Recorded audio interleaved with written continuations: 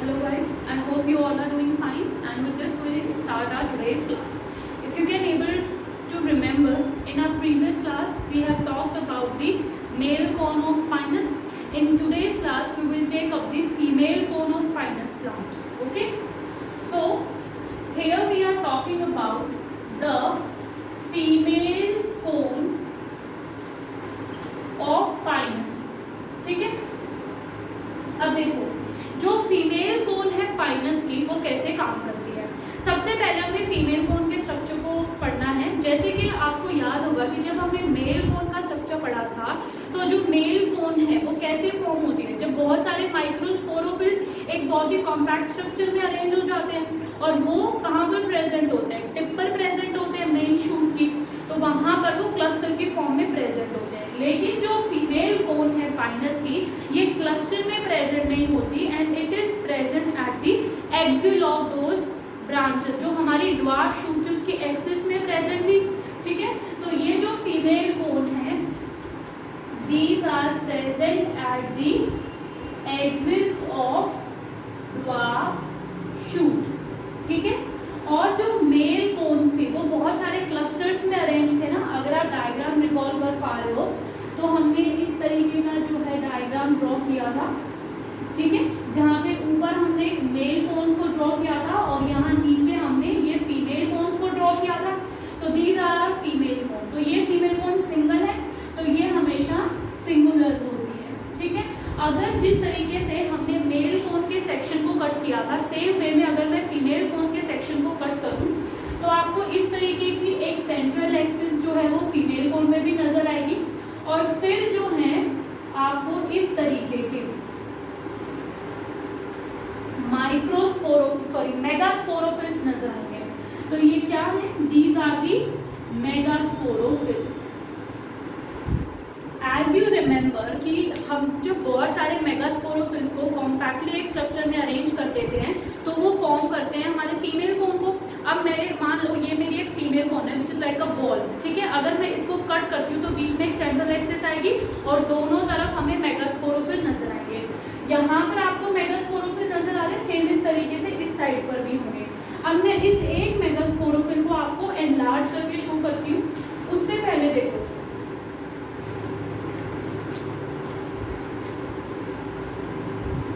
This. ठीक है, इस तरीके का आपको स्ट्रक्चर नजर आ रहा होगा कि एक आपको मेन मेगास्पोरोफिल जैसा कुछ दिख रहा है और एक आपको उसके नीचे एक सपोर्टिंग स्ट्रक्चर नजर आ रहा है। जो हमारे पास ये लार्जर साइज में स्ट्रक्चर आपको नजर आता है इसे हम बोलते हैं ओव्यूलिफेरस ब्रैक्ट।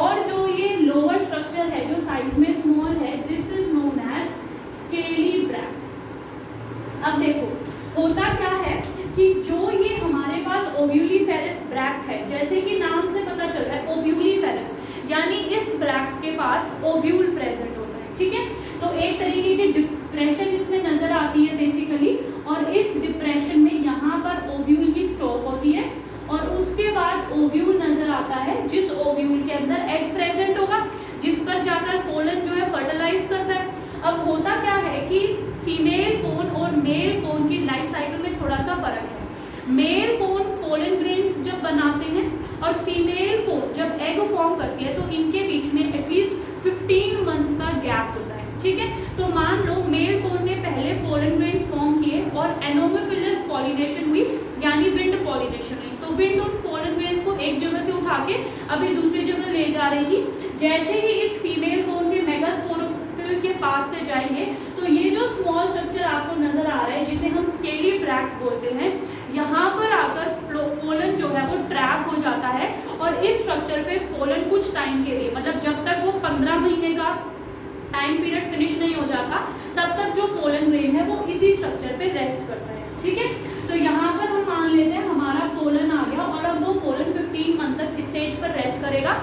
उसके बाद जब ओव्यूल के अंदर का एग रेडी हो जाएगा फर्टिलाइजेशन के लिए, उस टाइम पे ये जो पोलन ग्रेन है, ये आपको याद है तो ये विंग्ड पोलन है, ये अपनी पोलन ट्यूब जर्मिनेशन शुरू करेगा और इस तरीके से इसका जो पोलन है या जो इसके अंदर मेल गैमीट्स हैं वो बेसिकली फीमेल गैमीट यानी एग तक पहुंच जाते हैं और फर्टिलाइजेशन हो जाती है।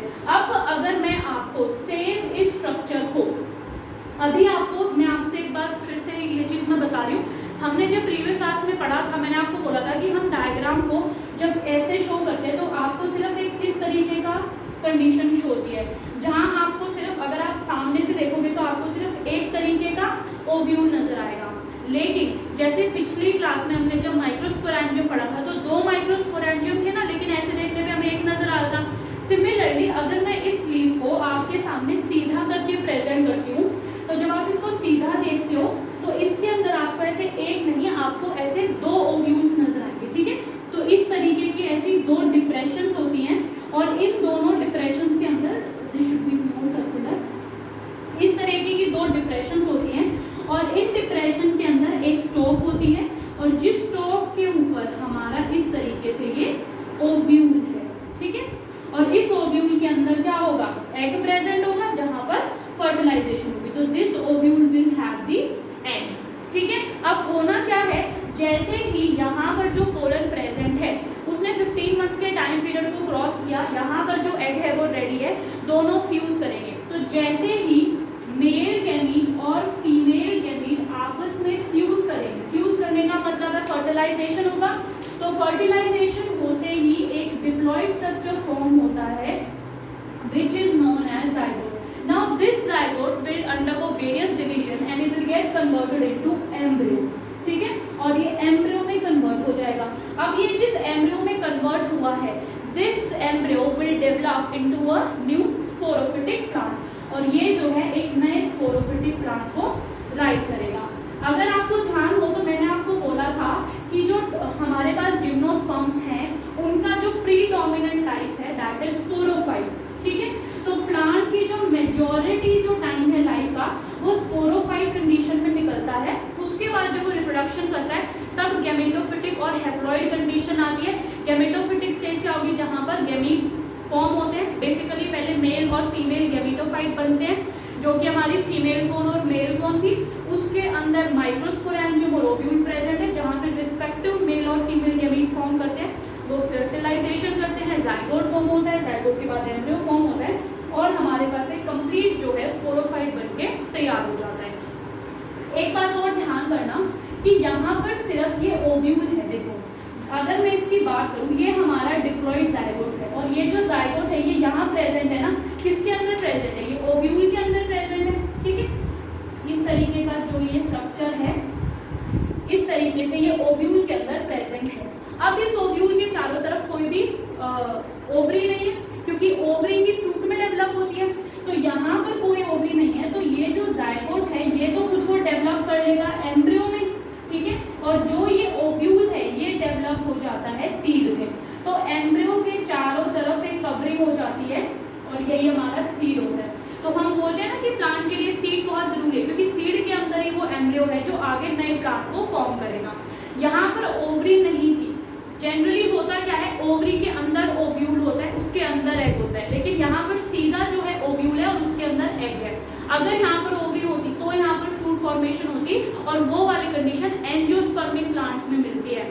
दूसरा जो जिम्नोस्पर्म्स है वो नॉन फ्लावरिंग प्लांट्स होते हैं, उनमें फ्लावर्स नहीं लगते, तो उनके पास ओवरी भी नहीं होती, ठीक है। इस वजह से हम जिम्नोस्पर्म्स को बोलते हैं कि वो नेकेड सीड्स को प्रोड्यूस करते हैं। तो अब आपको ये वाली जो टर्म है कि हम इन्हें नेकेड सीड्स क्यों बोल रहे हैं, वो यहाँ पर आपको क्लियर हो जानी चाहिए। इसके अलावा पाइनस की एक वैरायटी है जिसे हम बोलते हैं पाइनस जिरैडियाना, ठीक है। ये जिन सीड्स को प्रोड्यूस करती है उन्हें अलग से एक नाम दिया गया है चिलागो सीड्स, ठीक है, चिलियागो सीड्स, ठीक है। ये जो सीड्स है ना ये एडिबल होते हैं। जनरली जिम्नोस्पर्म्स के जो सीड है वो एनिमल्स कंज्यूम करते हैं, लेकिन ये वाले जो चिलियागो सीड्स हैं या जो चिलागो सीड्स हैं इन्हें हम लोग भी खा सकते हैं, तो ये एडिबल होते हैं, ठीक। नहीं तो हम लोग जनरली वो ही सीड्स खाते हैं जिसके चारों तरफ, मतलब हम सीड तो खाते ही नहीं, हम बेसिकली ऐसी चीज़ों को खाते हैं जिसमें फ्रूट हो, ठीक है। मैंगो खा रहे हो, उसके अंदर का सीड है, आप ये तो नहीं कि सीधा मैंगो का सीड खाते हो, आप तो फ्रूट के लिए उस प्लांट को यूज कर रहे हो ना।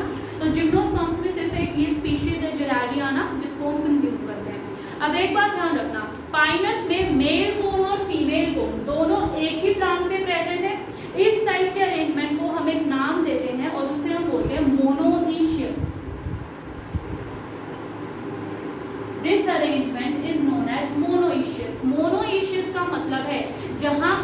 ही प्लांट में मेल और फीमेल दोनों सेक्स ऑर्गन्स प्रेजेंट होते हैं, ठीक है। इसके साथ हमारा जो पाइनस है, हमने फीमेल कोन को पढ़ लिया, उसके अंदर फर्टिलाइजेशन कैसी है हमने इसे पढ़ लिया। अब इसके बाद हमें जिम्नोस्पर्म का एक अगला एग्जाम्पल पढ़ना है विच इज साइकस।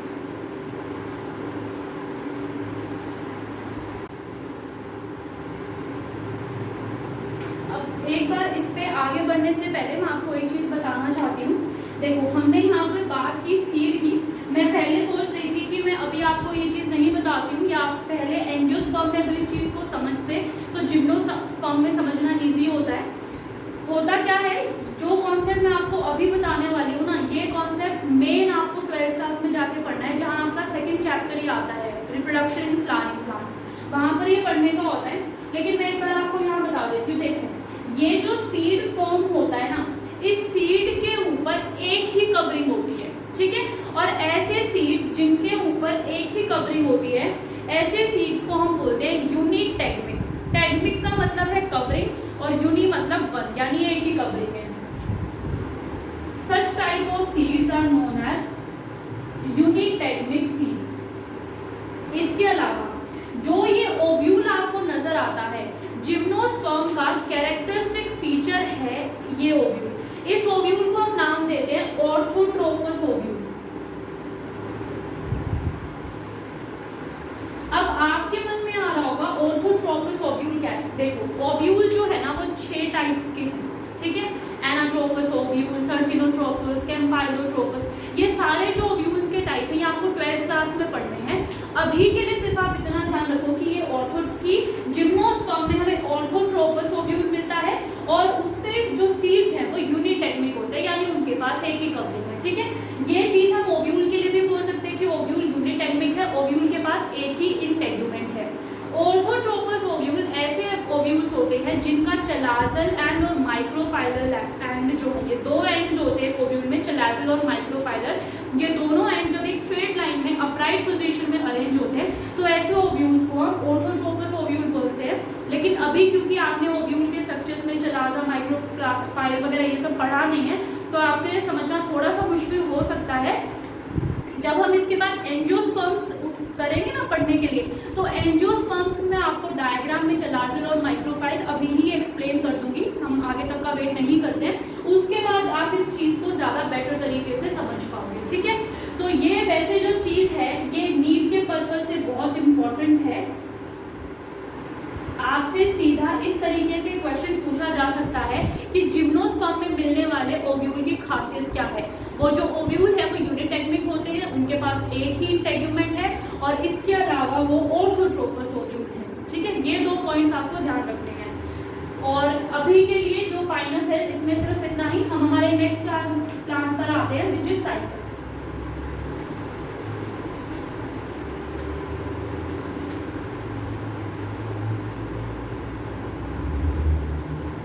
एक्चुअली है क्या ना, 11th में कई चीजों का सिर्फ नाम है और वो चीजें आपको 12th में बहुत डिटेल में पढ़नी है, तो इस वजह से आपको यहाँ पर थोड़ी बहुत डाउट रह सकते हैं कि भाई ये क्या है, क्योंकि अभी आप उस चीज का सिर्फ नाम पढ़ रहे हो ना। और ये चिलियागो नहीं, चिलगोजा सीड्स है, मैंने यहाँ पर स्पेलिंग मिस्टेक कर दी।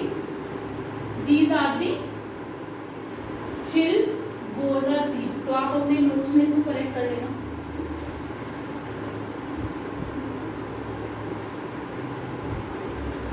And now we will start with our next member of the gymnosperms, which is Cycas. Now, as you may know that Cycas is a member of Cycadales. अब हमने जब पाइनस को पढ़ा था तो पाइनस एक ऐसा प्लांट था जो हमें कोल्ड कंडीशंस में मिल रहा था, लेकिन पाइनस एक ऐसा प्लांट है जो हमें वार्मर रीजन्स में मिलता है, ठीक है। So this plant is found in warmer regions. It is a member of Cycadales. अब जो ये साइकस प्लांट है, इस साइकस प्लांट के अंदर एक देखो, हम लोगों को इसके बाद मतलब ये वाली यूनिट के बाद हमें प्लांट की मॉर्फोलॉजी वाली यूनिट पढ़नी है और एनाटॉमी वाली यूनिट पढ़नी है, ठीक है। वहाँ पर हम एक चीज़ पढ़ेंगे कि प्लांट्स के अंदर जो स्टेम है वो अलग अलग टाइप की है। हर टाइप की अरेंजमेंट को हमने एक डिस्टिंक्ट नाम दिया है, ठीक है। तो मैं अभी आपको सिर्फ एक ऐसी स्टेम के बारे में बताने जा रही हूँ जो साइकस में मिलती है, और ये बहुत जनरल स्टेम का टाइप है। ये जनरली सभी जिम्नोस्पर्म्स के अंदर यही स्टेम का टाइप मिलता है। बाकी के जो टाइप है वो जब हम मॉर्फोलॉजी वाली यूनिट पढ़ेंगे तो वहाँ पर हम कवर करेंगे। बेसिकली यहाँ पर एक स्टेम का टाइप मिलता है जिसे हम बोलते हैं कॉर्डेक्स स्टेम। कॉर्डेक्स स्टेम, देखो कॉर्डेक्स स्टेम में क्या होता है कि इसके अंदर नॉर्मली एक जो स्टेम है ये होती है, ये स्टेम कहीं पर भी ब्रांच्ड नहीं होती, इसमें किसी तरीके की कोई ब्रांचिंग देखने को नहीं मिलती। It is an unbranched structure, और इसके टिप से ही सारी जो लीव्स हैं वो निकलती है, और ये लीव्स इस तरीके से निकलती हैं देखने में ऐसा लगता है कि स्टेम के ऊपर एक क्राउन है लीव्स का, ठीक है। इस तरीके की जो स्टेम जो साइकस में देखने को मिलती है which is a member of gymnosperm, उसे हम नाम देते हैं कॉर्डेक्स स्टेम, ठीक है। अब अगर आपको ध्यान हो, हमने पाइनस में पढ़ा कि Pinus is a monoecious plant, क्योंकि पाइनस में मेल और फीमेल कोन्स दोनों हमें एक ही प्लांट पे मिलते हैं, लेकिन साइकस में ऐसा नहीं होता। साइकस में मेल और फीमेल जो कोन्स हैं वो हमें अलग अलग प्लांट पर मिलते हैं, यानी male sex organ is on one plant and female sex organ is on other plant. ऐसे प्लांट्स के लिए हम टर्म यूज करते हैं डायईशियस। डाई मतलब दो, यानी जहां पर दो प्लांट्स हैं, एक मेल के लिए एक फीमेल के लिए। जैसा आपको पता है कि जो मेल है, मेल का स्ट्रक्चर हमें क्या मिलता है, मेल कोन, और मेल कोन फॉर्म कैसे होता है, जब बहुत सारे microsporophylls they arrange themselves in a very compact structure, then they form a structure which is known as male cone or male stropulus, and this male cone will have the male gamete. लेकिन जब हम cycas की बात करते हैं तो cycas के अंदर जो माइक्रोस्पोरोफिल्स हैं they do not, sorry, the megasporophils, क्योंकि फीमेल में मेगास्पोरोफिल्स होती है, the megasporophils they do not arrange themselves in a compact structure, ठीक है। तो वो जो है कोई कोन या कोई स्ट्रोबिलस फॉर्म नहीं करती, वो फ्रीली एग्जिस्ट करती हैं, यानी यहाँ पर जो मेगास्पोरोफिल्स हमें मिलने वाली हैं, ये मेगास्पोरोफिल्स फ्री हैं, ये किसी sorry guys, I don't know what is happening today, there is so much trouble in this phone ना, मतलब मैं वीडियो रिकॉर्ड करना स्टार्ट करती हूँ एंड व्हेन आई केम तो ये बीच में बंद हो जाती है, पता नहीं क्या इशू चल रहा है। इसे भी सॉल्व करेंगे। फिलहाल आज की क्लास के लिए तो आप ऐसे ही एडजस्ट करो, क्या कर सकते हैं, दिस इज द प्रॉब्लम। देखो हम बात कर रहे थे मेल कोन की और फीमेल कोन की। जो फीमेल कोन है ये फ्री होती है, इसके जो मेगास्पोरोफिल्स हैं ये एक तरीके से अगर हम देखें तो फ्रीली अरेंज हैं, ये किसी तरीके का कोई कॉम्पैक्ट स्ट्रक्चर फॉर्म नहीं करते हैं, ठीक है। अब देखो जो ये मेल कोन है ये फॉर्म करती है मेल गैमीट्स, और मेल गैमीट्स क्या है, पोलन ग्रेन। तो मेल कोन्स के अंदर जो माइक्रोस्पोरोफिल्स हैं वो पोलन ग्रेन फॉर्म करती हैं। जो ये पोलन ग्रेन है, इन पोलन ग्रेन के अंदर दो मेल गैमीट्स प्रेजेंट होते हैं, ठीक है, 2 male gametes are present here. अब एक बात जरा समझना ध्यान से कि जो ये 2 मेल गैमीट्स है ना, पोलन ग्रेन सिर्फ एक ऐसा स्ट्रक्चर है जो अपने अंदर दोनों मेल गैमीट्स को सेफली कैरी करता है, ठीक। अब जो ये फीमेल है, ये फीमेल फॉर्म करेगी एग, और इनमें से क्या होगा, दोनों में से कोई भी एक मेल गैमीट जाके जो है एग के साथ फ्यूज करेगा और जाइगोट फॉर्म करेगा, जो एम्ब्रियो में कन्वर्ट होगा, एम्ब्रियो जो है लेटर सीड में कन्वर्ट हो जाएगा, ठीक है। जो साइकस है, साइकस की कुछ बहुत ही इंपॉर्टेंट एक चीज है, ओव्यूल, इसका मेल गैमीट और इसका फीमेल गैमीट, ये तीनों जो हैं प्लांट किंगडम में मिलने वाले लार्जेस्ट चीजें हैं, ठीक है। इसका मतलब अगर कभी आपसे कोई ये पूछे कि भाई मुझे एक बात बताओ कि प्लांट किंगडम का लार्जेस्ट ओव्यूल किसमें मिलेगा, तो वो मिलेगा साइकस में। किसमें मिलेगा, साइकस में। प्लांट किंगडम का लार्जेस्ट मेल गैमीट किसमें मिलेगा, साइकस में। प्लांट किंगडम का लार्जेस्ट फीमेल गैमीट किसमें मिलेगा, साइकस में। तो ये जो 3 प्रॉपर्टीज है ना साइकस की, it is very important. Plant kingdom के largest ovule, largest male gamete और लार्जेस्ट फीमेल गैमेट, ये तीनों चीजें सबसे ज्यादा साइकस के अंदर ही मिलती हैं। ठीक, अब देखो जिम्नोस्पर्म्स के अंदर, देखो मैंने आपको पहले बताया था कि जो स्पोरोफिल्स होती हैं वो अपने आप को अरेंज करती हैं जब कोई कोन फॉर्म करने में, तो वो वुडी होती है। ठीक है, अब वुड्स दो तरह की होती है, हार्डवुड एंड सॉफ्टवुड। जो जिम्नोस्पर्म्स हैं ये सॉफ्टवुड होते हैं, ठीक है, और जो एंजियोस्पर्म्स हैं वो हार्डवुड होते हैं। ठीक है, ये जो सॉफ्टवुड है ये मैंने पहले वीडियो रिकॉर्ड की थी तो उसका लिखा हुआ रह गया, बीच में वीडियो कट हो गई तो ये मैं इरेज करना भूल गई। ठीक है, तो होता क्या है, जिम्नोस्पर्म्स के अंदर सॉफ्टवुड मिलती है और एंजियोस्पर्म्स के अंदर हार्डवुड मिलती है। अब क्यों ऐसा है, इसके पीछे रीजन क्या है, रीजन जानने का थोड़ा सा वेट करो, जब हम एनाटॉमी पढ़ेंगे प्लांट्स की तो वहाँ एनाटॉमी में आपको क्लियर होगा कि क्यों हम जिम्नोस्पर्म्स की वुड को हार्डवुड बोलते हैं और क्यों हम जिम्नोस्पर्म की वुड को सॉफ्टवुड बोलते हैं और एंजियोस्पर्म्स की वुड को हार्डवुड बोलते हैं। ठीक है, अब एक बार हम एक हल्का सा कंपैरिजन कर लेते हैं पाइनस और साइकस में। ठीक, साइकस एंड पाइनस, एक तो जो सबसे सिग्निफिकेंट डिफरेंस आपने देखा होगा कि साइकस जो है इट इज डायेशियस, पाइनस जो था वो मोनोएशियस था। पाइनस में मेल कोन फीमेल कोन होती है, लेकिन साइकस में सिर्फ मेल कोन है और जो फीमेल है वो फ्रीली उसके मेगास्पोरोफिल्स रहते हैं। ठीक है, साइकस के अंदर एक वुड मिलती है, इस वुड को हम नाम देते हैं मैनोजाइलिक वुड, और पाइनस के अंदर एक वुड मिलती है जिसे हम नाम देते हैं पिक्नोजाइलिक वुड। देखो अगर मैं यहाँ आपसे जाइलम की बात करूँ, ठीक है, थोड़ा सा मैं इसको इरेज ही कर देती हूँ यहाँ से। देखो प्लांट के अंदर जाइलम और फ्लोएम दो टिश्यूज है। जाइलम की मैं बात करूँ तो जाइलम 4 तरीके के सेल से मिलकर बना होता है और ये शायद आपने 10th क्लास में पढ़ा भी होगा। Xylem vessels, xylem fibres, xylem parenchyma and tracheids. ठीक है, जो मैनोजाइलिक वुड है और जो पिक्नोजाइलिक वुड है, इसकी जब हम डिफरेंशिएशन करते हैं तो वो इसी बेस पे करते हैं कि किसके अंदर ट्रैकीड्स के सेल ज्यादा अमाउंट में है और कॉर्टिकल सेल्स कम है, कॉर्टिकल सेल्स यानी पेरेन्काइमेटिक सेल्स। ठीक है, और किसके अंदर ट्रैकीड कम है और कॉर्टिकल सेल्स, इस पे हम डिफरेंशिएशन करते हैं। अगर मैं यहाँ पे वो टर्म लिखूं तो मान लो मैंने ट्रैकीड्स लिखा एक बार साइकस में, सेम ट्रैकीड्स पाइनस में। दूसरे सेल है पेरेन्काइमेटस सेल्स और इसको मैं कॉर्टेक्स भी लिख सकती हूँ। सेम वे में जो पाइनस है इसे मैं लिख सकती हूँ पेरेन्काइमेटस sales and this will be again cortex। अब देखो होता क्या है, बार बार ये चेक करना पड़ता है कि वीडियो रिकॉर्ड हो रही है या नहीं।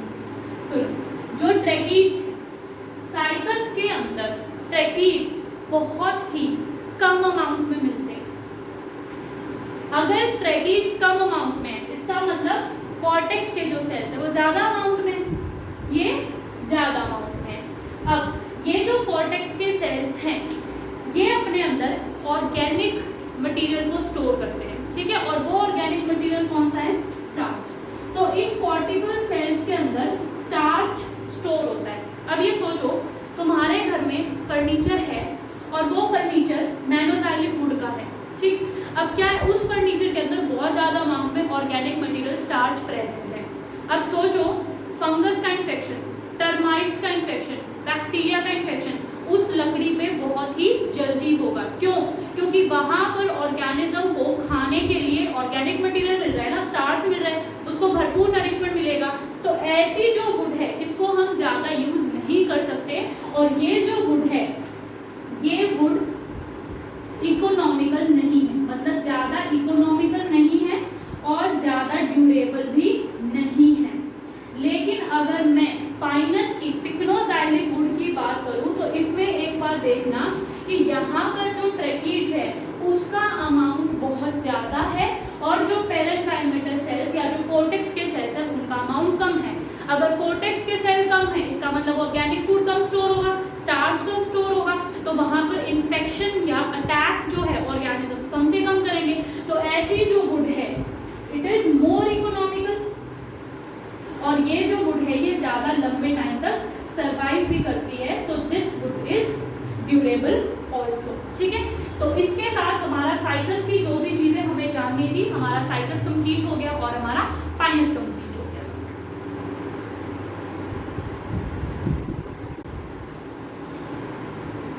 तो क्लास हमने हमारे जिम्नोस्पर्म को खत्म कर लिया। जिम्नोस्पर्म के बाद अब हमें अगला हमारा ग्रुप शुरू करना है विच इज एंजियोस्पर्म।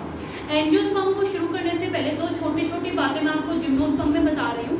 एक तो ये कि जिम्नोस्पर्म के अंदर एक प्लांट मिलता है sequoia which is the tallest plant found in gymnosperm. इसके अलावा अगर आपको ध्यान हो तो मैंने आपको बोला था कि पाइनस जो है वो फंगस के साथ माइकोराइजल एसोसिएशन फॉर्म करता है। सिमिलर वे में जो साइकस है वो भी एक एसोसिएशन फॉर्म करता है। साइकस की कॉलरॉइड रूट्स होती हैं, वो रूट्स साइनोबैक्टीरिया जो आपने ब्लू ग्रीन एल्गी पढ़ा था उसके साथ एसोसिएशन फॉर्म करते हैं। देखो कई बार क्या होता है कि मैं आपको यहाँ मेन चीजें बताती हूँ, कुछ एक दो बातें ऐसी होती है जो आपको नोट्स में मिल सकती हैं। तो वही बात है कि आपको हर चीज की स्पून फीडिंग करना पॉसिबल नहीं है। It is not possible for me to tell you each and every example here. Okay, तो आपको नोट्स इसीलिए दिए गए हैं ताकि वहां पर कुछ ऐसी बातें जो क्लास में नहीं बताई जाती वो आप वहां से पढ़ो, क्योंकि आप सेलेक्ट तभी होगे, आपका सिलेक्शन तभी होगा या नंबर तभी आएंगे जब आप दुनिया से कुछ अलग करोगे। क्लास तो दुनिया देख के जाएगी, कुछ ही बच्चे होंगे जो नोट्स भी करके जाएंगे, उसके बाद कुछ ही बच्चे होंगे जो कोई रिफ्रेशर भी पढ़ेंगे। तो वही बात है, दुनिया से कुछ अलग करोगे तो ही तुम्हारा सिलेक्शन होगा। तो आज की वीडियो में वैसे ही बहुत सारी प्रॉब्लम्स आ गई हैं, तो पता नहीं आज का क्या ही है, छोड़ो अब वो। तो हम एंजियोस्पर्म के साथ शुरू करते हैं। एंजियोस्पर्म हमारा नया किंगडम है, सॉरी नया ग्रुप है। सबसे ज्यादा एडवांस और सबसे ज्यादा डेवलप यही प्लांट का ग्रुप है। जो हमारे पास एंजियोस्पर्म है, ये एंजियोस्पर्म्स फ्लावरिंग प्लांट्स होते हैं, यानी इनके पास फ्लावर्स होते हैं। इसके अलावा इनके जो सीड्स होते हैं उनके ऊपर कवरिंग भी होती है। ठीक है, तो यहाँ पर हमें नेकेड सीड्स नहीं मिलते हैं। Angiosperms are the flowering plants. अगर ये फ्लावरिंग प्लांट्स हैं तो इनका जो रिप्रोडक्टिव स्ट्रक्चर है, यानी रिप्रोडक्शन कराने वाला स्ट्रक्चर भी फ्लावर ही होता है। तो here the reproductive structure is flower. Also they don't produce naked seeds, तो ये कवर्ड सीड्स प्रोड्यूस करते हैं। कवर्ड सीड्स प्रोड्यूस करने का मतलब है कि ये फ्रूट्स प्रोड्यूस करते हैं। अब जो ये एंजियोस्पर्म्स है इनके अंदर बहुत डाइवर्सिटी, बहुत वैरायटी देखने को मिलती है। ये जो डाइवर्सिटी या ये जो वैरायटी है ये अलग अलग चीजों पे देखने को मिलती है। अगर मैं सबसे पहले प्लांट की हाइट की बात करूं, ठीक है, यानी प्लांट कितना लंबा है, तो इसके अंदर आपको ऐसे भी प्लांट्स मिलेंगे जो सिर्फ कुछ मीटर्स में ग्रो करते हैं, कुछ ऐसे भी प्लांट्स मिलेंगे जो अप टू 100 मीटर्स ग्रो करते हैं, और कुछ ऐसे प्लांट मिलेंगे जो हाइट में नहीं विड्थ वाइज भी ग्रो करते हैं। ठीक है, तो अगर मैं यहाँ पर इस ग्रुप के अंदर मिलने वाले स्मॉलेस्ट प्लांट की बात करूं तो इसके अंदर जो स्मॉलेस्ट प्लांट मिलता है उसका नाम है वुल्फेशिया माइक्रोस्कोपस। ठीक है, अगर मैं इसके अंदर मिलने वाले टॉलेस्ट प्लांट की बात करूं तो टॉलेस्ट प्लांट है यूकैलिप्टस। ये जो है अप टू 100 मीटर्स तक मिलता है। इसके अलावा एक ऐसा प्लांट जिसकी विड्थ बहुत ज्यादा है वो है बैनियान ट्री। अगर आपने देखा हो तो जो बैनियान ट्री है उसकी विड्थ बहुत ज्यादा होती है और उसकी जो ब्रांचेस होती है वो बहुत दूर, बहुत किलोमीटर्स तक फैली होती है। ठीक है, तो इस तरीके की वैरायटी हमें एंजियोस्पर्म्स में देखने को मिलती है। अगर मैं एंजियोस्पर्म्स के हैबिटेट की बात करूं तो इनके हैबिटेट में भी हमें जमीन आसमान का फर्क देखने को मिलता है। ज्यादातर जो प्लांट्स होते हैं वो टेरेस्ट्रियल प्लांट्स होते हैं, इसलिए मैं यहाँ पे टेरेस्ट्रियल की बात नहीं कर रही हूँ, हम ऐसे हैबिटेट की बात कर रहे हैं जिसमें वैरायटी मिलती है। तो एंजियोस्पर्म के अंदर आपको ऐसे भी प्लांट्स मिलेंगे जो कि एक्वेटिक है। ठीक है, अगर मैं एक्वेटिक प्लांट्स की बात करूँ तो एक प्लांट है वेलिसनेरिया। इस वेलिसनेरिया प्लांट के अंदर ये प्लांट जो है वाटर में मिलता है और वाटर में मिलने की वजह से इसके अंदर जो पॉलिनेशन है वो भी वाटर से होती है, और ऐसी पॉलिनेशन को हम हाइड्रोफिली बोलते हैं। पॉलिनेशन बहुत अलग अलग टाइप्स की होती हैं, वो अलग अलग टाइप हम रिप्रोडक्शन इन फ्लावरिंग प्लांट्स में पढ़ते हैं, ठीक। इसके अलावा एंजियोस्पर्म जो है, हमने देखा है कि टेरेस्ट्रियल पे मिलते यानी लैंड प्लांट्स हैं, वाटर में भी मिलते हैं। कुछ एंजियोस्पर्म्स ऐसे भी हैं जो एज एपीफाइट्स मिलते हैं। एपीफाइट्स मिलने का मतलब है कि किसी दूसरे प्लांट की बड़ी बड़ी ब्रांचेस पर ग्रो करना। वो उस प्लांट से बदले में कोई न्यूट्रिशन नहीं ले रहे हैं, सिर्फ उस प्लांट के ऊपर ग्रो करते हैं ताकि उन्हें सनलाइट बेटर मिल सके। होता क्या है, अगर हम एक फॉरेस्ट की बात करें तो मान लो एक बहुत ही लंबा प्लांट है, अगर हाइट में वो प्लांट बहुत बड़ा है, उसकी कैनोपी बहुत बड़ी होगी, उसके नीचे कुछ छोटे छोटे प्लांट्स हैं, तो सारी सनलाइट तो ऊपर जो प्लांट है जिसकी कैनोपी, जिसकी लीव्स इतनी ब्रॉडली अरेंज है उसको मिलेगी, नीचे जो शैडो में ग्रो करे उनको मिलेगी नहीं। तो उन प्लांट्स ने कुछ एडेप्टेशन की कि वो लार्ज प्लांट्स की ब्रांचेस पर ग्रो करने लगे ताकि उन्हें भी जो सनलाइट है वो बेटर मिल सके, ठीक है। इसके अलावा यहाँ पर एफिम्यूरल्स भी मिलते हैं। ये जो एफिमेरल्स प्लांट हैं ये जनरली डेजर्ट जैसी कंडीशंस में मिलते हैं। जैसे ही पहला शावर होता है, पहली बारिश होती है, तो ये प्लांट फटाफट वहां ग्रो करते हैं, अपनी लाइफ साइकिल कंप्लीट करते हैं, रिप्रोडक्शन करते हैं और मर जाते हैं, ठीक है। तो ऐसे जो प्लांट्स है ये लगभग आप लगा लो कि 2 हफ्ते तक की ही इनकी लाइफ होती है, और उसके बाद चाहे 1.5 साल बाद, 2 साल बाद जब भी बारिश होगी ये सीधा तभी ग्रो करते हैं। तो इस तरीके की वैरायटी भी हमें एंजियोस्पर्म्स में मिलती है। इसके अलावा एंजियोस्पर्म्स के अंदर जीरोफिटिक प्लांट्स भी मिलते हैं।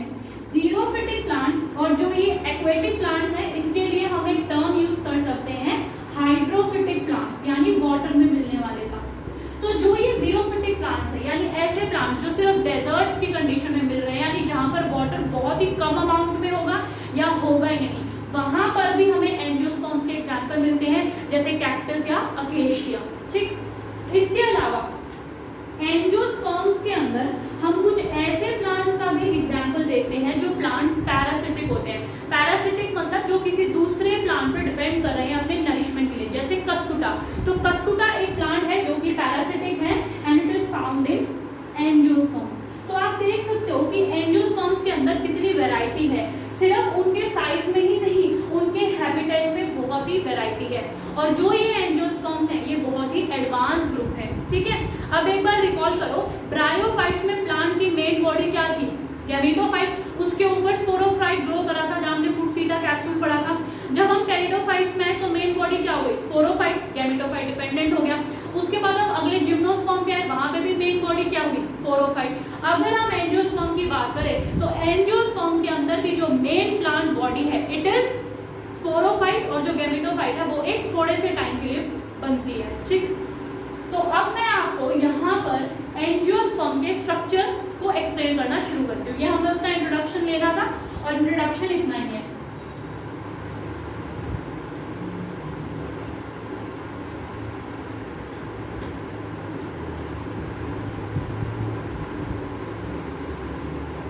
अब देखो एंजियोस्पर्म के जो प्लांट है इनके पास रूट, स्टेम और लीव्स होंगी। ये सोयल से नीचे का सरफेस है जहाँ पे इस तरीके की हम मान लेते हैं कि रूट है, ठीक है। और इस रूट पे अलग अलग तरीके की रूट्स निकलते हैं। रूट्स भी अलग अलग टाइप के होते हैं, tap roots, adventitious root, prop root, stilt root, stilts roots. ये सारी जो वैरायटी है ये जब हम मॉर्फोलॉजी पढ़ेंगे तो वहाँ हम पढ़ेंगे। इस रूट के ऊपर क्या होता है, प्लांट का स्टेम होता है, ठीक है। अब अगर आपको पता हो बच्चे, स्टेम के ऊपर जगह जगह नोड्स होती हैं, ठीक है। जगह जगह ये कुछ स्ट्रक्चर हैं जिन्हें हम नोड्स बोलते हैं, और 2 नोड्स के बीच के गैप को हम इंटरनोड बोलते हैं, ठीक है। ये इंटरनोड क्या है, इसका काम क्या है, ये हमें आगे मॉर्फोलॉजी में पढ़ना है, ठीक है। अब देखो जो नोड है इस नोड से ही दूसरी ब्रांच निकलेगी। अब मान लो यहाँ से कोई दूसरी ब्रांच निकल गई, यहाँ पे ब्रांच के ऊपर लीफ ग्रो कर गई। इसके अलावा हम देख सकते हैं कि हमें इस पर फ्लावर भी मिल सकता है। इस तरीके का ही एक एंजियोस्पर्मिक प्लांट होता है ना, जिसमें रूट्स हैं, स्टेम है, लीव्स है, ब्रांचेस हो गई और फ्लावर हो गया। ये जो फ्लावर है ये एंजियोस्पर्म्स का रिप्रोडक्टिव स्ट्रक्चर है। इसका मतलब मेल सेक्स ऑर्गन और फीमेल सेक्स ऑर्गन इसी फ्लावर में होंगे। अब फ्लावर भी अलग अलग टाइप के होते हैं। अगर मान लो किसी फ्लावर के अंदर मेल और फीमेल सेक्स ऑर्गन दोनों हैं तो ऐसे फ्लावर को हम मोनोइशियस बोलते हैं, और हम टर्म यूज करते हैं बायसेक्सुअल, यानी मोनोइशियस और बाइसेक्सुअल को हम साथ बोलते हैं। मोनोइशियस का मतलब है एक ही प्लांट में दोनों सेक्स ऑर्गन होना, और बाइसेक्सुअल वर्ड या यूनिसेक्सुअल वर्ड हम हमेशा फ्लावर के लिए बोलते हैं, ठीक है। तो बाइसेक्स मतलब एक ही फ्लावर में दोनों सेक्स ऑर्गन है, यूनिसेक्स मतलब एक फ्लावर में एक ही सेक्स ऑर्गन है, ठीक है। अब हम इसके बाद आगे अगर मैं आपको इस स्ट्रक्चर को या बेसिकली इस फ्लावर के डायग्राम को थोड़ा सा एनलार्ज करके ड्रॉ करूं तो देखो यहाँ पर एक ऐसा स्ट्रक्चर है, इस स्ट्रक्चर को हम बोलते हैं थैलेमस या फिर रिसेप्टेकल, ठीक है। अब होता क्या है, इस थैलेमस पे यहाँ से एक ग्रीन कलर का स्ट्रक्चर होता है जिसे हम बोलते हैं सेपल्स, ठीक है। सेपल्स, अगर आपने कभी कोई फूल देखा हो या फिर फूल खिलने से पहले जो हम उसकी बड देखते हैं तो आपने देखा होगा ग्रीन कलर के स्ट्रक्चर से कवर होता है। और कभी फूल देखना तो अगर यंग एज में फूल को देखोगे तो उसके नीचे आपको ग्रीन कलर की लीफ जैसा स्ट्रक्चर नजर आता है, वो लीफ नहीं होती है, वो उसके सेपल्स होते हैं। जब बहुत सारे सेपल्स अरेंज हो जाते हैं तो वो एक स्ट्रक्चर फॉर्म करते हैं जिसे हम बोलते हैं कैलिक्स, ठीक। अब इसके बाद आपने देखा होगा कि आपको फ्लावर्स में अलग अलग कलरफुल स्ट्रक्चर्स नजर आते हैं और इन कलरफुल स्ट्रक्चर्स को हम बोलते हैं पेटल्स, ठीक है। और जब बहुत सारी पेटल्स अरेंज हो जाती हैं तो वो मिलके फॉर्म करती हैं कोरोला, ठीक है। अब एक बात ध्यान रखना बच्चे, पेटल्स कुछ नहीं है, पेटल एक तरीके से सेपल ही होती हैं लेकिन ये कलर्ड हो जाती है, ठीक है। तो जो पेटल है ये आपको अलग अलग कलर की मिलती हैं लेकिन जो सेपल है वो हमेशा ग्रीन कलर की ही होती है। अब ये जो पेटल्स और सेपल्स हैं इन्हें हम नॉन असेंशियल वर्ल्स बोलते हैं। वर्ल्स का मतलब है जो एक तरीके से राउंड स्ट्रक्चर में अरेंज होते हैं। ये नॉन असेंशियल वर्ल्स हैं क्योंकि ये रिप्रोडक्शन में डायरेक्टली कोई रोल प्ले नहीं करते। रिप्रोडक्शन में डायरेक्टली रोल प्ले करता है मेल सेक्स ऑर्गन और फीमेल सेक्स ऑर्गन। अब यहाँ पर होता क्या है, सबसे पहले मैं यहाँ पर ड्रॉ कर रही हूँ मेल ऑर्गन को, ठीक है। तो मेल ऑर्गन इस तरीके से नजर आते हैं, इनके ऊपर ये बायलोब हेड होता है, ये है मेल ऑर्गन, ठीक है। अब अगर मैं इस मेल ऑर्गन को फ्लावर्स में, मेल सेक्स ऑर्गन क्या है, एंथर, ठीक है। और ये जो एंथर है ये दो स्ट्रक्चर से मिलकर बना हुआ है जिसे हम बोलते हैं बेसिकली फ्लावर का जो मेल सेक्स ऑर्गन होता है ना वो स्टेमन होता है, और ये जो स्टेमन है ये दो स्ट्रक्चर से मिलके बना है, एंथर और फिलामेंट, ठीक है। तो जो ये आपको ऐसा धागे जैसा स्टॉक जैसा स्ट्रक्चर नजर आ रहा है इसे हम बोलते हैं फिलामेंट, और जो ये आपको ऊपर ऐसे लोब जैसा स्ट्रक्चर नजर आता है इसे हम बोलते हैं एंथर। तो ये एंथर और ये फिलामेंट मिलके हमारा स्टेमन बनाते हैं which is the male sex organ, ठीक है। अगर मैं फीमेल सेक्स ऑर्गन की बात करूं तो फीमेल सेक्स ऑर्गन होता है पिस्टल या कार्पल। अब होता क्या है, ऊपर एक स्टॉक जैसा स्ट्रक्चर है, ठीक है। ऊपर से ये जो स्ट्रक्चर है ये काफी स्टिकी होता है और नीचे आके ये एक स्वोलन स्ट्रक्चर बन जाता है। अगर मैं इसके पार्ट्स को मेंशन करूं, पहले तो सबसे पहले this structure is what, it is pistol और आई कैन से कार्पल। अब ये जो पिस्टल या कार्पल है it is the female sex organ, और पिस्टल या कार्पल तीन तरह के स्ट्रक्चर से मिलकर बनते हैं। One is stigma, the other one is style and the third one is ovary। ये जो स्टिकी पोर्शन नजर आ रहा है ये है स्टिग्मा। इस स्टिग्मा का काम है एंथर से जो पोलन आएगा उसको रिसीव करना। ये जो स्ट्रक्चर नजर आ रहा है दिस इज स्टाइल, और ये जो स्वोलन स्ट्रक्चर नजर आता है दिस इज ओवरी, और इस ओवरी के अंदर ही आपको मिलता है ओव्यूल, ठीक है। तो इस ओवरी के अंदर ऐसे ओव्यूल मिलता है जिस ओव्यूल के अंदर हमें एग या एम्ब्रियो सैक मिलेगा, ठीक है। तो ये एक टिपिकल फ्लावर का स्ट्रक्चर है। हमें जो आगे जब हम लाइफ पढ़ेंगे तो उसमें हमें इसके फीमेल सेक्स ऑर्गन और मेल सेक्स ऑर्गन को पढ़ना है। अब देखो मैं अगर इसको आपको थोड़ा एनलार्ज करके दिखाऊं तो ध्यान से देखना, ये एक स्ट्रक्चर है, ठीक है। बेसिकली ये एक स्टेम है, ठीक है। अब स्टेम मैंने थोड़ा इसको मैं और थोड़ा नैरो करती हूँ समझने के लिए। ये जो है मान लो हमारी स्टेम है, ठीक है। होगा क्या, इस स्टेम के एक नोड से निकलता है एक स्ट्रक्चर, जिसे एक स्ट्रक्चर निकला और इस स्ट्रक्चर को हमने नाम दे दिया कैलिक्स। इसके पास स्टेम के ऊपर तो अलग अलग नोड्स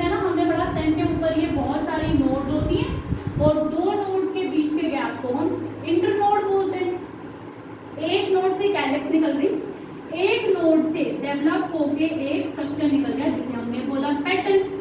अब क्या होगा, एक नोड डेवलप हो गई मेल सेक्स ऑर्गन में जिसे हमने बोल दिया स्टेमन, और एक ऑर्गन डेवलप हो जाएगा इस तरीके से फीमेल सेक्स ऑर्गन में जिसे हमने बोल दिया पिस्टल।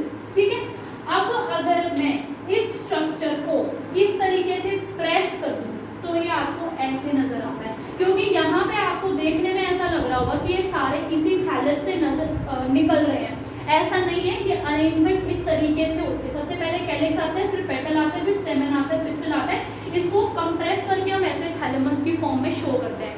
तो ये जो पेटल है, सेपल है, स्टेमन है, पिस्टल है, ये कुछ नहीं है, ये सारे स्ट्रक्चर मॉडिफाइड लीव्स हैं। जो लीव्स हैं वो कन्वर्ट हो गए। तो फ्लावर कुछ नहीं होता, it is also a modified leaf. ठीक, तो इस तरीके से हमने फ्लावर के स्ट्रक्चर को जो है पढ़ लिया। अब मैं आपके सामने लेकर आ रही हूँ लाइफ इसकी। हमें बेसिकली पूरा ये पढ़ना है कि इसके अंदर रिप्रोडक्शन कैसे होती है। सबसे पहले मैं आपको स्टेमन या एंथर पढ़ा रही हूँ। ठीक,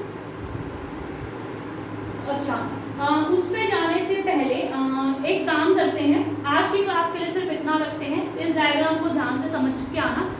जो नेक्स्ट क्लास है उसके अंदर मैं आपको एंजियोस्पर्म्स की लाइफ साइकिल या सेक्सुअल रिप्रोडक्शन जो है वो कैसे समझाऊंगी। थोड़ा सा जो 12th का है उसको मैं आपको अभी उसका बेस बनवा देती हूँ, मैं आपको पूरा डिटेल में ही कवर कराऊंगी। दूसरा, इसके बाद अगली क्लास में एक टॉपिक आएगा ऑल्टरनेशन ऑफ जनरेशन, जहाँ पे हम फिर से ये रिकॉल करेंगे कि ब्रायोफाइट की लाइफ साइकिल, टेरिडोफाइट की, जिम्नो, एंजियोस्पर्म, उन लाइफ साइकिल को एक बार फिर से समराइज करेंगे। अगली क्लास के लिए ये बहुत बहुत इंपॉर्टेंट है कि आप पिछली सारी क्लासेस को रिवाइज कर आओ, बिकॉज अगर वो रिवाइज नहीं होगा तो ऑल्टरनेशन ऑफ जनरेशन समझ नहीं आएगा। ठीक है, डिप्लॉइड, हैप्लॉइड, स्पोरोफाइट, गैमेटोफाइट, इनके मीनिंग आपको क्लियर होने चाहिए, मियोसिस, माइटोसिस क्लियर होना चाहिए, तभी आपको अगली क्लास समझ आएगी। तो आज की क्लास के लिए सिर्फ इतना रखते हैं, और नेक्स्ट क्लास में it is compulsory for you to recall all the previous classes. ठीक है, क्योंकि जैसे ही यूनिट खत्म होगी तो हम इसका भी टेस्ट लेंगे, तो बेटर है कि अब से रिकॉल करना शुरू करो। तो जो नेक्स्ट क्लास है वो मैं जब भी अपलोड करूंगी, तो जैसे परसों राखी भी आ रही है, तो वैसे तो ट्यूसडे को क्लास अपलोड होगी सीधा, तो आपके पास टाइम भी है। तो prepare yourself for the test. जैसे ही अगले 2 टॉपिक हो जाएंगे तो हम इस चैप्टर का टेस्ट ले लेंगे। ठीक, तो पिछला सारा पढ़ के आना, नहीं तो ऑल्टरनेशन ऑफ जनरेशन समझ नहीं आएगा। एंजियोस्पर्म में हम इतना ही रखते हैं, जो सेक्सुअल रिप्रोडक्शन है उसकी वो हम अगली क्लास में लेंगे। ठीक है, तो कोई भी डाउट हो मुझे मैसेज कर लेना, व्हाट्सएप कर लेना, कॉल कर लेना, feel free to ask me anything at any time, और अपने कॉन्सेप्ट को क्लियर करते हुए चलना। आज की क्लास के लिए इतना ही रखते हैं। Stay safe and stay happy. ठीक है।